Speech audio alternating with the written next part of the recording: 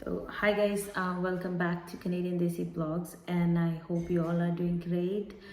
And today's video, we're gonna talk about कि आप अगर अपनी Canadian citizenship apply करना चाहते हो तो कौन कौन से स्टेप है, कैसे आप अप्लाई कर सकते हो, व्हाट आर द रिक्वायरमेंट्स, तो अप्लाई कैसे करना है, वो सारी चीज़ों के बारे में हम आप इस वीडियो में बात करेंगे. तो without wasting any more time let's get start with the video. Let's go.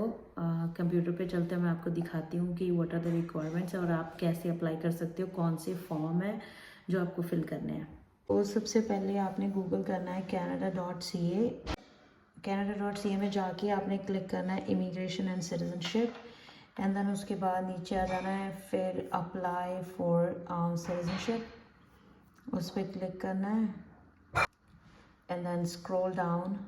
सबसे पहले तो आपको देखना है कि हु कैन अप्लाई. सो सबसे पहले हम बात करेंगे कि व्हाट आर द रिक्वायरमेंट्स, कौन एलिजिबल होता है, कौन सिटीजनशिप के लिए अप्लाई कर सकता है. तो फर्स्ट ऑफ ऑल, आप अगर परमानेंट हैं, be a permanent resident of Canada, have lived in Canada for at least 3 out of the last 5 years, either 1095. तो आप PR होने के बाद आपको काउंट करने हैं 1095 डेज टोटल आप कनाडा में मतलब रहे होने चाहिए, और वो लास्ट 5 साल का ही काउंट करना है.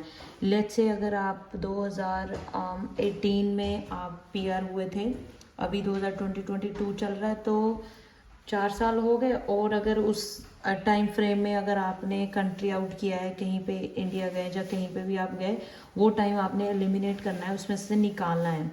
तो तब जाके आपने अपने जो है 1095 डेज जो है वो काउंट करने हैं.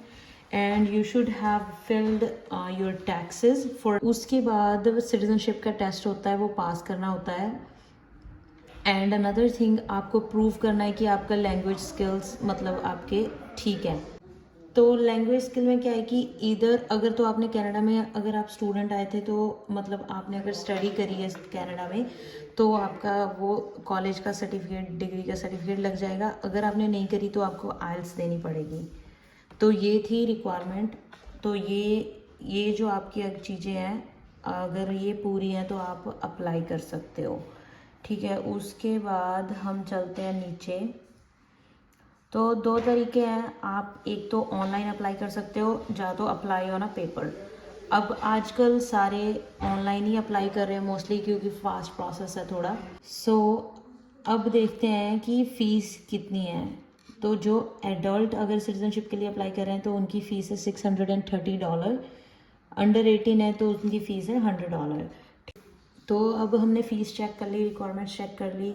अब आपने अप्लाई करना है, तो find out if you are eligible, इस पर क्लिक करना है. ठीक है. इस पर क्लिक करने के बाद अब यहाँ पे वही लिखा हुआ है, एलिजिबिलिटीज़ लिखी है कि आप मतलब. और एक और बात, कईयों को कन्फ्यूज़न रहती है कि अगर आपके हस्बैंड या आपके वाइफ PR है तो मतलब सिटीज़न है, तो आप भी सिटीज़न हो जाते हो. बट ऐसा बिल्कुल नहीं है. यहाँ पे क्लियरली लिखा हुआ है कि you don't automatically become a citizen when you marry a Canadian. आपको अपना टाइम पीरियड अलग से कंप्लीट करना पड़ता है. मतलब ऐसा नहीं है कि अगर आपकी किसी सिटीज़न के साथ शादी हो जाती है तो आप सिटीज़न हो जाते हो. वो PR केस में होता है, बट सिटीजनशिप में आपको टाइम फ्रेम मतलब पूरा करना ही पड़ता है. आपका खुद का भी टैक्स फिल हुआ होना चाहिए, तभी आप सिटीजनशिप के लिए अप्लाई कर सकते हो. ओके. अब हमें सब कुछ एलिजिबिलिटी पता चल चुकी है. Now we are eligible and now we want to apply for a Canadian citizen. तो जैसे कि मैंने आपको बताया कि आपको जो है 1095 इन लास्ट 3 ईयर्स में आपके पूरे होने चाहिए डेज़. तो उसको आपको जब आप सिटीजनशिप अप्लाई करते हो तो आपको एक फॉर्म होता है, वो भर के भेजना होता है. आपने अपने जो है टाइम उसमें कैलकुलेट करते हो कि कितना टाइम आप मतलब कनाडा में रह चुके हो. तो उसके लिए आपको, जैसे हम उसमें गए थे, एलिजिबिलिटी में आए थे, check if you are eligible, उसके बाद आपने नीचे जाना है. तो ये आ गया आपका calculate how much time you have lived in Canada. इस पर क्लिक करना है आपको, एक फॉर्म खुलेगा. और ओके, ये रहा आपका form, physical presence calculator form. इसको आपने जो है फिल करना है. ठीक है. Start calculation. मैं आपको दिखाती हूँ इसमें क्या क्या पूछते हैं. ओके. तो first of all, enter the date you will sign the application. If you do not know when you will sign the application, you are only checking to see if you're eligible enter to this date. Okay, अगर आप सिर्फ check कर रहे हो कि मतलब मैंने सिर्फ देखना है कि मेरे नंबर ऑफ डेज काउंट हो रहे हैं कि नहीं, तो आप कोई भी डेट डाल सकते हो। अदरवाइज़ आपने वही डेट, अगर आपको पता है कि अभी मेरे 10, 15, 20 दिन जो भी है बचे हुए हैं, तो उस दिन की डेट डालनी है जिस दिन आपने अप्लाई करना है, और जिस दिन आपको लगता है कि आपके 1095 डेज कंप्लीट हो रहे हैं, मतलब कि कंप्लीट 3 साल आपके कंप्लीट हो रहे हैं, उसी दिन की डेट आपने डालनी है इसमें। तो मेरा तो हो चुका है, तो it's I am just writing, कोई भी डेट डाल देते हैं, आज की डेट डाल देते हैं 10 तारीख 28/2022। उसके बाद हम नीचे आ जाएंगे, enter the date you become a permanent residence of Canada. तो ये डेट आपको मिल जाएगी आपके पीआर कार्ड के बैक साइड पे, नहीं तो आपका जो COPR है, जो कन्फर्मेशन ऑफ परमानेंट रेजिडेंस है, उसके ऊपर भी मिल जाएगी। तो मैं यहाँ पे कोई भी रैंडम मतलब वो डाल देती हूँ। तो उसके बाद मैंने यहाँ पे क्लिक करना है कैलकुलेट। ठीक है, कैलकुलेट करने के बाद did you have a Canadian temporary residence status. अब यहाँ पे क्या होता है कि वो जो आपके 3 साल हैं उसके पहले आपका टेम्प्रेरी रेजिडेंट का स्टेटस था, राइट।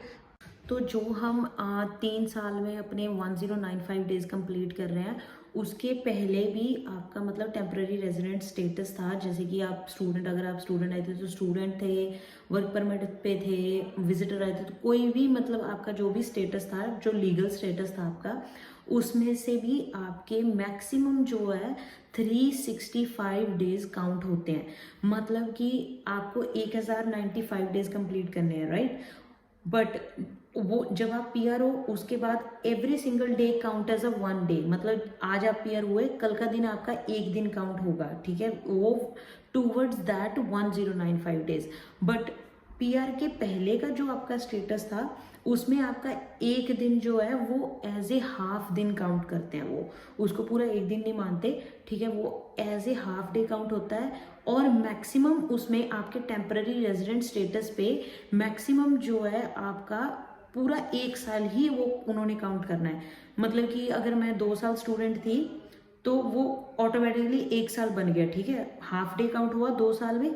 बट उसके बाद मेरा 2 साल का वर्क परमिट का भी एक्सपीरियंस था, वो 2 साल भी वो हम अगर काउंट इवेंचुअली काउंट करना चाहें तो वो 2 को भी हम 1 बना सकते हैं, बट वो ऐसा नहीं कर सकते, वो ऐसा रूल नहीं है। उसमें से 2 सालों में से चाहे आपके 4 साल ऐसे हाफ हाफ करके हो रहे हैं, उसमें से सिर्फ उन्होंने काउंट करना है 1 साल, 1 साल वो काउंट करना है। उसके बाद पीआर के जितने भी दिन हैं, 2 साल पीआर के, अगर कॉन्टिन्यूसली आप कनाडा में रह रहे हो तो 2 साल वो, 1 साल वो, तो आपके 3 साल हो जाते हैं, 1095 डेज आपके बन जाते हैं, ठीक है। तो मतलब आप कंप्लीट हो जाते हैं आपके दिन। अब उसमें जो अभी दिखा रही थी उसमें वही क्वेश्चन पूछ रहे हैं कि आप पीआर होने के पहले आप टेम्पररी मतलब रेजिडेंट थे, वो डेट्स बताओ ताकि वो आपका जो है टाइम फ्रेम काउंट कर सके। तो चलिए मैं वो भी देखते हैं।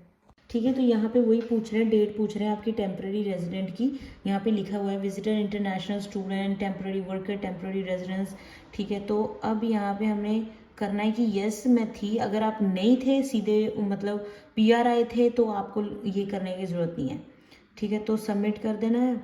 उसके बाद हम नीचे चलते हैं, यहाँ पे उन्होंने पूछा है please only list the period of time you had authorized temporary resident, ठीक है, protected person status within 2017 to 2018, क्योंकि मैंने पहले डेट डाली है कि मैं 2018 में पीआर हुई थी, ठीक है, 2018 की मैंने पीआर डाली थी, इसलिए वो उसी हिसाब से पूछेंगे। अब मैं यहाँ पे डाल देती हूँ रैंडमली कुछ भी, स्टूडेंट डाल देती हूँ, इंटरनेशनल स्टूडेंट, तो डेट यही डाल देती हूँ सेम, ठीक है। और टिल द डेट जब तक मैं पीआर हुई, जो भी मैंने यहाँ पे डेट लिखी है वो सेम डेट डालनी है, 06/11 और 2018, ठीक है। उसके बाद हमने ये डेट्स डाल दी जो मैंने लिखी थी। उसके बाद हमें करना है first of all add entry करना है, ठीक है, ऐड एंट्री आ गया। उसके बाद हमने नीचे आ जाना है। अब अगर तो अब देख सकते हो बने हमारे 227 डेज, बट इन्होंने हाफ काउंट किया है। अब यहाँ पे आ गया 113, ठीक है, डेज काउंट 113.5। तो अब करते हैं इसको, आगे चलते हैं कैलकुलेट। अब पूछ रहे हैं did you spend the time of serving a sentence of for an offence, अगर आपने कोई क्राइम किया तो यहाँ पे हम करते हैं नो। अगर आपके पास कोई मतलब आपके ऊपर कोई चार्जेस नहीं थे तो सबमिट करते हैं। सबमिट कर दिया। अब यहाँ पे हमने करना है कंटिन्यू। कंटिन्यू करने के बाद did you leave Canada between 2017 to 2022, क्योंकि मैंने आज की डेट डाली है कि हम आज अप्लाई कर रहे हैं, तो वो आपके टेम्पररी रेजिडेंट स्टेटस से लेके आज तक, क्योंकि उन्होंने वो डेज माइनस करने होते हैं। अगर आप कहीं कंट्री आउट किया था हमने, चाहे आप अमेरिका गए थे, चाहे कहीं भी गए थे, 1 दिन के लिए गए थे, 2 दिन के लिए गए थे, वो डेज आपके माइनस होंगे। तो मैं यहाँ पे जस्ट आपको बताने के लिए नो करती हूँ, तो यहाँ पे नो करती हूँ, सबमिट। उसके बाद कंटिन्यू। अब आ गया ये आपका फॉर्म, ठीक है। अब इन्होंने मुझे बता दिया कि तुम्हारे बनते हैं 1712 डेज, ठीक है। Days with in the eligibility period 1600, days with in the eligibility calendar days जो इन्होंने काउंट किए हैं 227, प्लस क्रेडिट मिल गया हमें 113। उसके बाद days spend serving a sentence 0, days absent 0, total credit 113.5, total physical presence, क्योंकि 2000 मैंने डेट डाली 2018 से लेके 2022 तक की हम पीआर हो गए थे। अब 2018, 19, 20, 21, 22 की आज की डेट तक वो दिन बने हमारे 1600 दिन, क्योंकि हमने कहीं भी कंट्री आउट नहीं किया, नो किया है इसलिए, ठीक है। अब यहाँ पे आ गया कि ये 113 दिन का हमें क्रेडिट मिला था और 1599 प्लस बन गए हमारे टोटल 1712।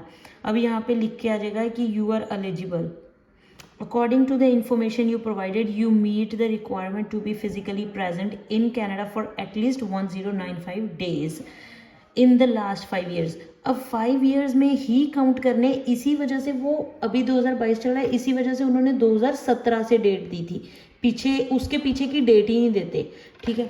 अब आपको क्या करना है, अब आपके नंबर ऑफ डेज आ गए।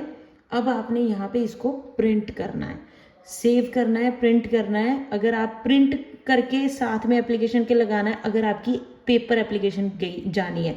मैंने पेपर एप्लीकेशन भेजी थी, तो मैंने ये प्रिंट करके अपनी एप्लीकेशन के साथ लगाया था।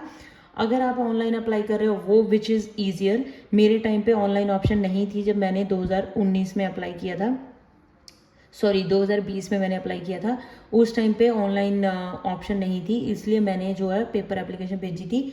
बट आप इसको सेव कर सकते हो, सेव करके अपने PDF में रख लो, उसके बाद एप्लीकेशन के साथ आपने भेजना है, ठीक है। अब मैं आपको एक बार दिखा देती हूँ कि अगर आप नंबर ऑफ डेज को माइनस करते हो उसके बाद वो आता है। अब यहाँ पे हमने किया था कि नहीं, मैंने कनाडा से बाहर नहीं गई थी, तो अगर हम यहाँ पे येस कर दें, अब वो पूछेंगे कि आप कहाँ गए थे। ये देख रहे हो कि आपको डेट एग्जैक्ट, आपको रीज़न भी बताना है, डेट बतानी है, सब कुछ बताना है कि आप कहाँ गए थे, कितने दिन आउट। उसके बाद लेट्स से मैं बोलती हूँ कि मैं इंडिया गई थी, क्योंकि मैं एक बार इंडिया गई थी, मैंने वो माइनस किया था, ठीक है। लेट्स टाइप इंडिया, ये आ गया इंडिया। उसके बाद लेट्स से मैं गई थी फर्स्ट मंथ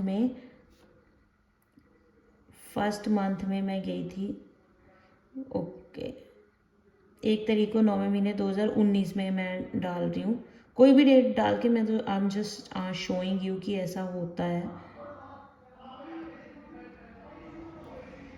2019, ठीक है। और मैं वापस आ गई थी, दूसरा महीना मैंने लिखा है, लेट्स डे मैं तीसरा महीना करती हूँ यहाँ पे, तीसरे महीने की 1 तारीख को मैं वापस आ गई थी 2019 में, ठीक है। यहाँ पे रीज़न लिख देती हूँ, फैमिली विजिट, ओके। अब हमने करना है, सबसे पहले ऐड एब्सेंस डालना है, ठीक है। उसके बाद ऊपर जाना है, अब आपने कैलकुलेट करना है। अब आप देख सकते हो डिफरेंस, ठीक है। जो आपका 2018 से लेके 2022 तक का टाइम था वो कैलकुलेट हुआ 1599, और जो हमारा उसके पहले का था 113 दिन, और उसके बाद डेज एब्सेंट 27 डेज, जितना भी मैंने डाला उन्होंने कैलकुलेट करके डेज एब्सेंट 27 कर दिया, अब माइनस कर दिया, अब टोटल डेज हमारे ये बने। But we are still eligible, क्योंकि हमारा जो है 1095 डेज कंप्लीट होते हैं। और उसके बाद आपने इसको प्रिंट करना, मेक श्योर आपने इसमें ईच एंड एवरी डिटेल डालनी है, नहीं तो आपकी एप्लीकेशन डिले हो जाती है, ठीक है। और वो मिसलीड एप्लीकेशन की वो कैंसिल भी कर सकते हैं आपकी एप्लीकेशन। और उसके बाद ये इसको प्रिंट कर लिया, चाहे आपने सेव कर लिया, जिस भी मॉडिफिकेशन से आप भेज रहे हो। ये बहुत ही इम्पॉर्टेंट एक ही डॉक्यूमेंट है जो आपको मिस नहीं करना है, इसके बिना आपकी सिटीजनशिप नहीं हो सकती। चलिए अब पीछे चलते हैं, आगे क्या करना है वो दिखाती हूँ।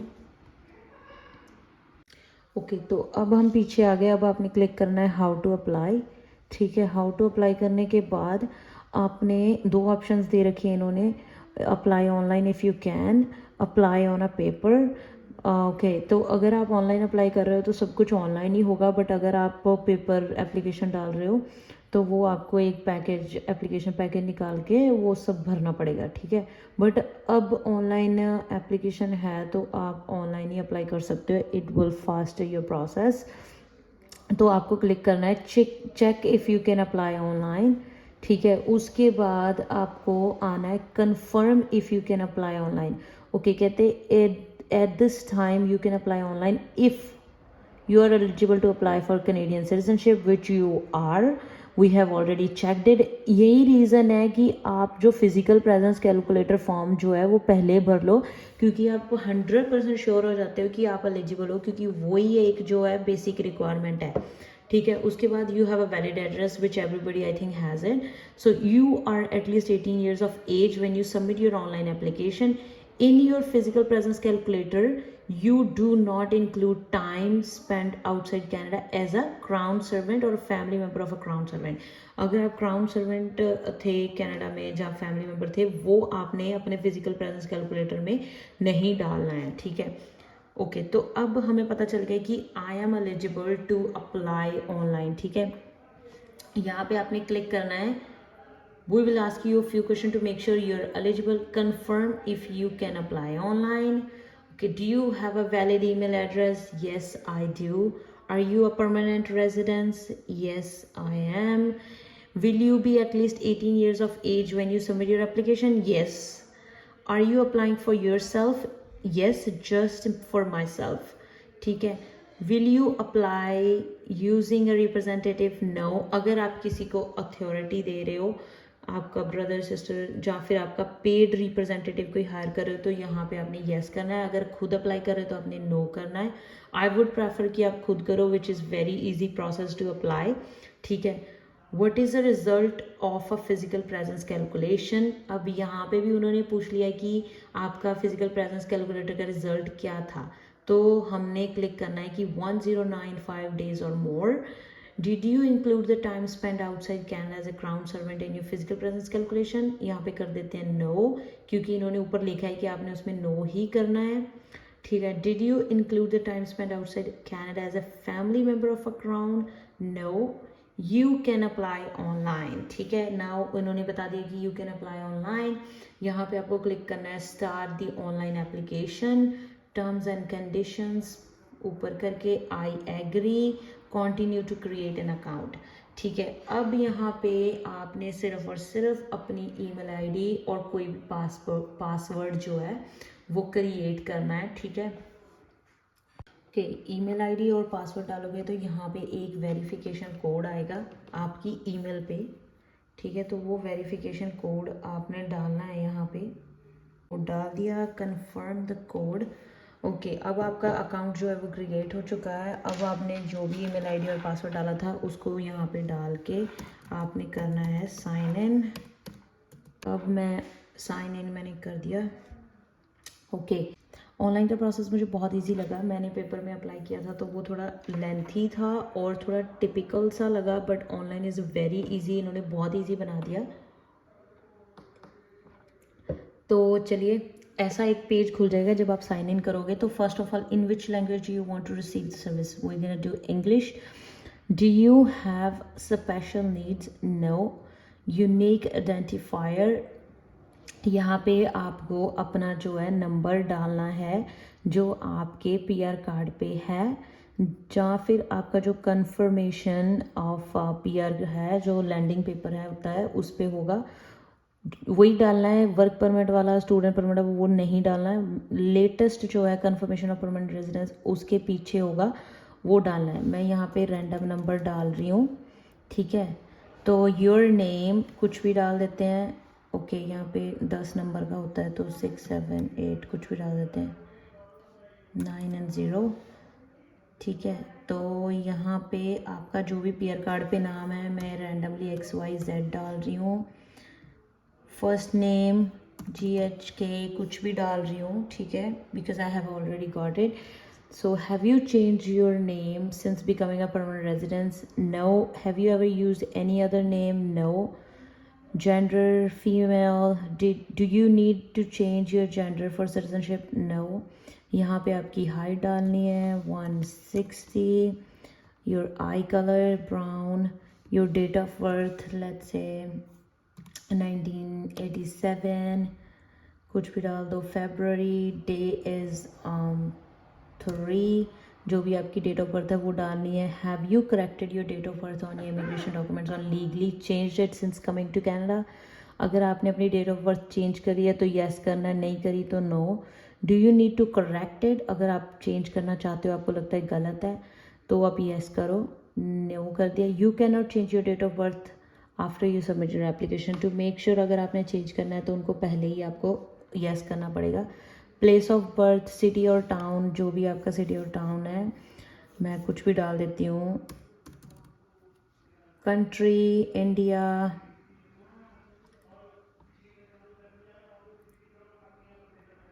ठीक है, तो यहाँ पे डाल देती हूँ इंडिया. मैरिटल स्टेटस, अगर आप मैरिड हो, इनमें से आपने चूज़ करना है married, so I am just clicking check if page is ready. Okay, ये आपको बता देगा कि यस, ये वाला पेज आपने कम्प्लीटली फिल कर दिया. अब आपने जाना है नेक्स्ट. उसके बाद आपको होम एड्रेस अपना डालना है. ठीक है, तो कुछ भी डाल देते हैं. कनाडा का ही डालना है क्योंकि आप यहीं से अप्लाई करें.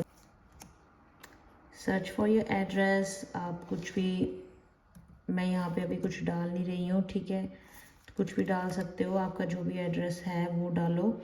Is the mailing address same as the home address? Yes. ठीक है, तो नीचे आते हैं. Primary phone number Canada and US type cellular, and then आपका फ़ोन नंबर यहाँ पे जाएगा. अगर आप कोई और नंबर देना चाहते हो तो यहाँ पे आपने येस करना है, अगर नहीं तो नो करना है. उसके बाद help with your application. Is someone helping you? No, I am filling it out my self.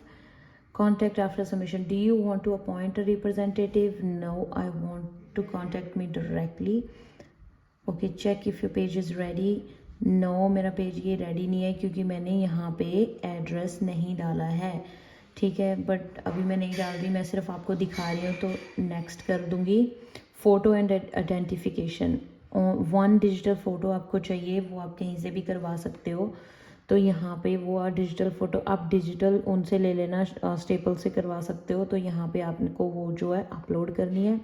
Photographer की इन्फॉर्मेशन आपने यहाँ पे लिखनी है. Name of the photographer, country, photo was taken जिस दिन वो, क्योंकि जब आपको वो फ़ोटो देंगे तो वो आपकी फ़ोटो के पीछे स्टैंप लगा के देंगे, वो डेट आपने यहाँ पे डाल देनी है. ओके, तो आपको जो है 2 आईडीज़ प्रोवाइड करनी है जिस पे आपका नाम, आपकी date of birth and photo and signature हो. Be valid not expired. वो एक्सपायर्ड नहीं होनी चाहिए ID. Exception is a PR card. PR card अगर आप अप्लाई कर रहे हो, मतलब उनको एज ए आईडी प्रूफ दे रहे हो, वो अगर एक्सपायर्ड भी है तो वो चल जाएगा, बट कोई दूसरी आईडी प्रोवाइड कर रहे हो तो वो नहीं चलेगी. अब आपको 2 आईडीज़ देनी है. यहाँ पे ये पहली आईडी के बारे में पूछ रहे हैं कि पहली आईडी आप इन दोनों में से कौन सी दे रहे हो. हम कर देते हैं वैलिड और एक्सपायर्ड पीआर कार्ड. तो यहाँ पे आपको अपने पीआर कार्ड की फ़ोटो को, मतलब फ़ोटो कॉपी जो स्कैंड कॉपी है वो डालनी है. और दूसरी आईडी वो पूछ रहे हैं इनमें से कौन सी आप दे रहे हो. Let's do driver license. और यहाँ पे आपको अपना ड्राइवर लाइसेंस डालना है. अब इसको चेक कर लेना, बट मेरा कंप्लीट नहीं है तो मैं नेक्स्ट करती हूँ. अगर आपने कंप्लीट नहीं हुआ होगा तो वो आपको बता देगा. Residence and tax. तो यहाँ पे सी अगेन, अब अगर आपने पहले ही फिजिकल कैलकुलेटर फॉर्म भरा हुआ है तो आपके लिए बहुत इजी है, नहीं तो आपको वापस जाके पहले भरना पड़ेगा. अब यहाँ पे जो आपका फॉर्म है वो अपलोड करना है.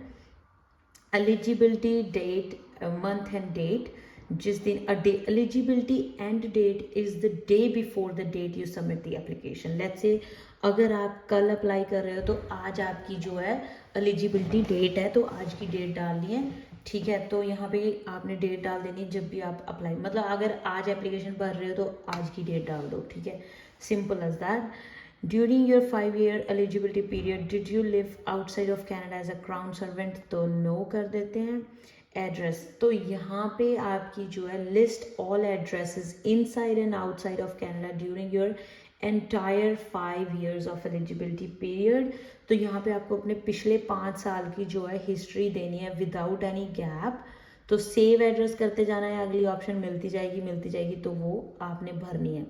पुलिस सर्टिफिकेट, ओके, यहाँ पे एक और बात आ गई, अगर आप पीआर होने के बाद जो है कनाडा से बाहर गए थे और बाहर किसी और कंट्री में आप 6 महीने से ज़्यादा रहे हो पीआर होने के बाद, तो आपको उस कंट्री की जो है पुलिस क्लियरेंस करवानी पड़ती है।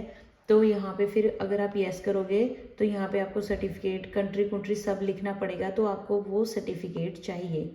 ठीक है, यहाँ पे आ जाएगा प्रोवाइड अ पुलिस सर्टिफिकेट और एन एक्सप्लेनेशन, तो हम नो करते हैं। Income taxes, do you have a social insurance number, yes, तो यहाँ पे आपको सोशल इंश्योरेंस नंबर डालना है। उसके बाद वो पूछेंगे कि आपने क्या टैक्स फाइल किया है, तो आपको येस करना है। 2021 का, 20 का, 19 का, 18 और 17, ठीक है। उसके बाद आपने सब कुछ येस येस येस कर दिया। कैलकुलेटर येस, क्योंकि यहाँ पे पूछा है कि आप ऑथराइज कर रहे हो, मतलब आईआरसीसी को ऑथराइज कर रहे हो कि कनाडा रेवेन्यू एजेंसी से मेरी इन्फॉर्मेशन जो है वो ले सकते हैं, ठीक है, येस कर दिया। डू यू करंटली और have you ever held immigration or citizenship status in country or territory other than Canada? Yes, this includes your country of birth, क्योंकि हम जिस भी कंट्री से आप आए हो उस कंट्री के आप सिटीजन हो अभी भी, तो आपको यहाँ पे येस करना है। तो यहाँ पे आपने लिख देना है अपनी डेट जब से आप सिटीजन हो, क्योंकि आप अगर तो आप बर्थ से वहाँ के सिटीजन हो तो यहाँ पे आपने अपने बर्थ की डेट डालनी है। एंड डेट अभी नॉट एप्लीकेबल करनी है आपने, क्योंकि अभी भी आप उसी कंट्री के सिटीजन हो। तो यहाँ पे कंट्री और स्टेटस डाल देना, आपका क्या है, सिटीजन डालना है यहाँ पे, ठीक है। उसके बाद सेव करके आगे जाना है। Travel document, have you ever held a travel document or passport during your 5 year eligibility period, yes. तो यहाँ पे यस इसलिए करना है क्योंकि आपके पास इंडियन पासपोर्ट है, तो आपने यहाँ पे अपने ट्रैवल पासपोर्ट की जो है सारी इन्फॉर्मेशन डालनी है। Do you have a bio page, yes, अपना बायो पेज फ्रंट वाला पेज जो होता है वो यहाँ पे डाल देना है, ठीक है। अगेन हर बार आपने चेक करना है कि आपका पेज रेडी है कि नहीं, उसके बाद आपने जाना है नेक्स्ट, ठीक है। Work, school and activities, enter details of the employment and education history of the 5 years of your eligibility period. यहाँ पे अगर आप स्टडी कर रहे थे, आप जो भी कर रहे थे, आप जॉब कर रहे थे, अनएम्प्लॉयड थे, लेड ऑफ थे, जो भी आपका स्टेटस था वो पिछले 5 सालों का विदाउट एनी गैप आपने यहाँ पे डालना है। सेव एक्टिविटी करते जाना है, आगे की ऑप्शन आपको मिलती जाएगी, ठीक है। उसके बाद नेक्स्ट करते हैं प्रोबेशन, ठीक है। अब ये चेक करना चाहते हैं कि आपके कोई मतलब कोई एलिगेशंस, कोई आपने क्राइम तो नहीं किया था, कोई कुछ, वो सारी चीज़ें इसमें question. Are you now serving a term of imprisonment, no. And probation, no. And parole, no. Are you now serving a sentence outside Canada for any offense, no. Are you now charged with trial or subject, जो भी आपको इनमें से आपका है वो आपने करना है, वैसे सारे नो ही होते हैं mostly. Are you now under investigation for charged with the trial subject to appeal, convicted with a crime or reason, no. Humanity, in the last 5 years immediately before the date of your citizenship were you prohibited from being granted, पहले आपको इन्होंने मतलब पिछले 5 सालों में आपकी citizenship की अगर एप्लीकेशन पहले भी डाली थी, क्या इन्होंने आपको मना किया था, तो no. In the last 10 years immediately before the date of citizenship application was your Canadian citizenship taken away, क्या आपके पास पहले सिटीजन थी, इन्होंने मतलब वापस ले ली थी, no. In the last 4 years immediately before the date of your application citizenship you have been convicted, no. किसी ऑफेंस के लिए, किसी क्राइम के लिए कन्विक्टेड हुए थे, no. While a permanent resident, have you been convicted, जब आप पीआर थे क्या उस टाइम पे आपने कोई क्राइम के लिए कन्विक्टेड हुए थे, no no no. By checking this box I have confirmed all the terms and conditions. और उसके बाद आपने नेक्स्ट कर देना है। अब आपको देना है यहाँ पे आपका लैंग्वेज प्रूफ ऑफ इंग्लिश और फ्रेंच, ठीक है। अगर आपने, जैसे मैंने आपको पहले बताया, अगर आपने यहाँ पे स्टडी करी है तो आपको यहाँ पे यस करना है। Do you have a proof, yes. Select the proof of language you will submit. अब यहाँ पे बहुत सारी ऑप्शंस आ गई आपके पास, आपने इनमें से सिलेक्ट करना है। अगर आपने स्टडी करी है तो post secondary education in English, ठीक है। अगर आप वो दे रहे हो आइल्स दे रहे हो तो यहाँ पे आपकी आइल्स की ऑप्शन आएगी, ये रहा, ठीक है। तो आइल्स की ऑप्शन दे दी आपने, यहाँ पे आइल्स का सर्टिफिकेट डाल देना है। अगर आपने स्टडी करी है तो post secondary education in English आपको आपकी कॉलेज का सर्टिफिकेट जो है ग्रेजुएशन सर्टिफिकेट डालना है। उसके बाद आपने करना है नेक्स्ट। कंसेंट मांग रहे हैं, अब आपका ऑलमोस्ट डन हो गया सब कुछ। Request for authorization, yes. National register for of elector, क्योंकि आप सिटीजनशिप के बाद आप कनाडा के लिए मतलब वोट डाल सकते हो, इलेक्शंस के वोट डाल सकते हो, कनाडा में एलिजिबल हो जाते हो आप। उसके लिए ये मांग रहे हैं कि क्या सिटीजन होने के बाद क्या हम आपको वोटिंग के लिए इंफॉर्मेशन भेज सकते हैं। उसके लिए आप येस कर सकते हो।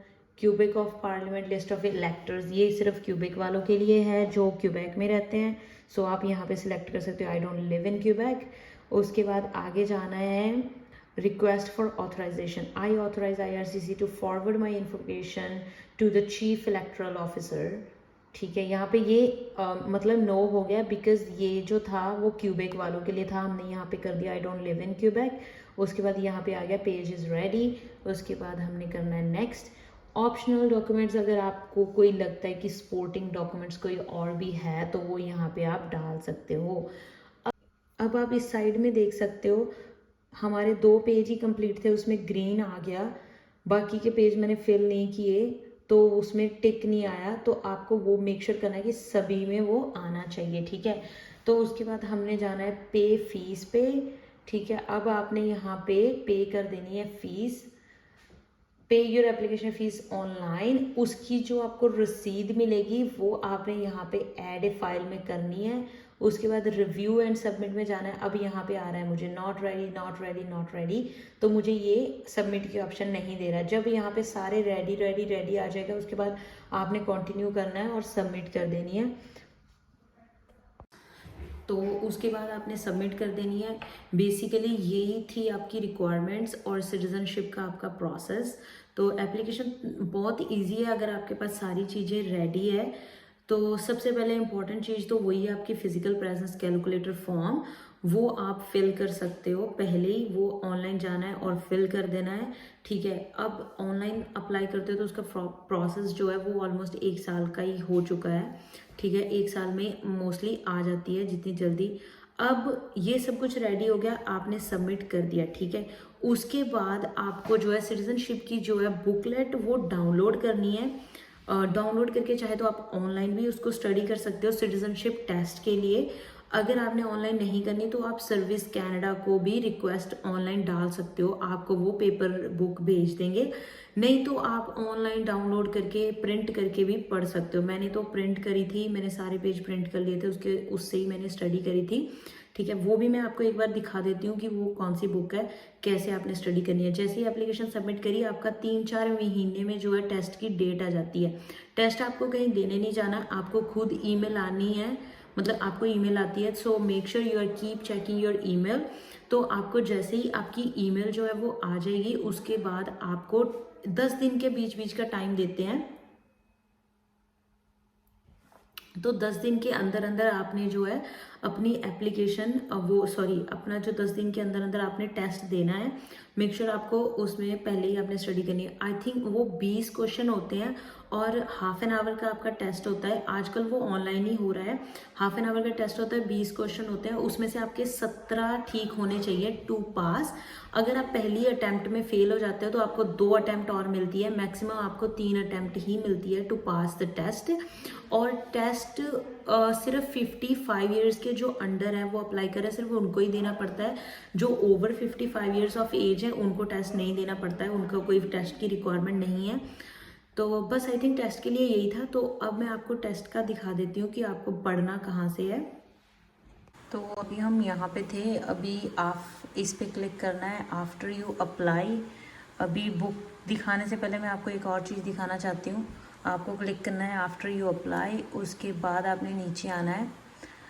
वैसे मैं आपको बता रही थी कि अगर आप ऑनलाइन अप्लाई कर रहे हो तो प्रोसेस 1 साल का है, बट यहाँ पे 26 मंथ्स आ रहा है। बट ज़्यादातर आजकल 1 साल में ही रिज़ल्ट मतलब मोस्टली आ रहे हैं इसके, ठीक है, तो अब क्या करना है कि जब आपकी एप्लीकेशन सबमिट हो जाएगी, सब कुछ आ जाएगा, एक या दो महीने के बाद आपको AOR नाम का नंबर आएगा, एक्नॉलेजमेंट ऑफ रिसीप्ट, की मतलब कि हमें आपकी जो एप्लीकेशन है वो मिल चुकी है। उसमें आपको एक AOR नंबर देंगे, उसके बिहाफ पे ही आप जो है अपना एप्लीकेशन का ऑनलाइन स्टेटस जो है वो चेक कर सकते हो।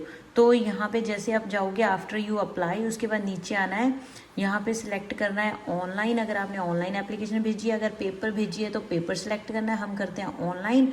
उसके बाद did you apply by yourself or group, by myself, and then उसके बाद वो पूछ रहे हैं कि do you have a representative, no, and then अब यहाँ पे हमने नो कर दिया। उसके बाद आपको नीचे नीचे नीचे जाना है।